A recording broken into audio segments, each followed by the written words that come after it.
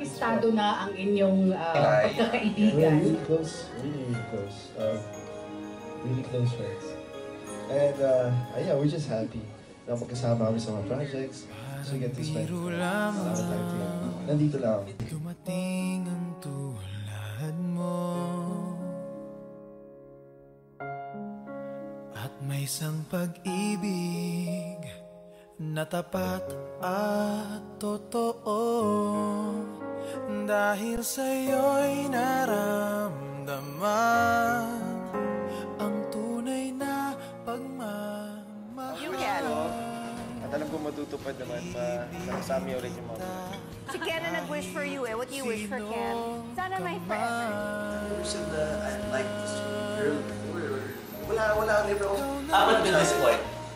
Ay, hindi na. Every day I love you, Liza, because you always make me happy. She knows who I am. Other people know who I am, but she knows me a lot. And she's super supportive. Okay, kanina tinanong natin sa kadiretsahan, kayo na ba ni Liza? As much as I want to, hindi So, where are you? just waiting for the yes. Actually, noong una, takot ako eh, kasi hindi ko alam parang, alam mo yung, sino kayo makasama ko, di ba? Sino kayo magiging wife ko? Pero it's different pag nakilala mo na, parang ang laki ng hope. Really parang, ito na. Do you say I love you every day to Liza? Yes, I always do. I always do. I always do. Do you also tell him I love you too, Ken? Every day? Every day. The best thing about Ken, what is it? Best thing, yung pagiging makulit niya. Kasi kahit drained ako, kahit sunod-sunod ng trabaho, basta andyan siya, nagpapatawa siya, nanggugulat siya. Bakit ko kasi aggressive siya yung ayos sa'yo eh? Sa kanila ko lang nakikita kung mag-iisip bakit ang lagi ko. Medyo, namukha mo na siya, bro. Sa'yo'y naramdaman ang tunay na pagmamahal. Where's my baby at, Manny? I want to talk with her because she's really close to my heart and she doesn't have to be my baby girl.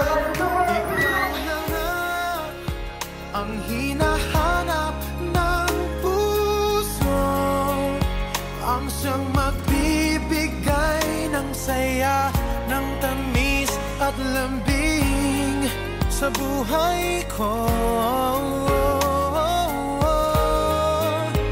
Ikaw na nga ang bawat panaginip ko, sa piling mo'y nagkatotoo ang lahat ng mga pangarap ko. Ikaw na nga ang hinahanap ng puso, ang siyang magbibigay ng saya, ng tamis at lambing. Wala ba kayo sa forever? Yeah. Joke lang. Oo naman, siya. Ang bawat panaginip ko. Yung kagat ni Liza Soberano. Yan yung kagat niya. Hindi mo pwede sabihin yung name. Joke lang. Hindi mo pwede joke. Guilty. Okay, so anyway. Ken! Sa viewers. No, wait lang. Kailangan ko sabihin sa kanya na mahal ko siya.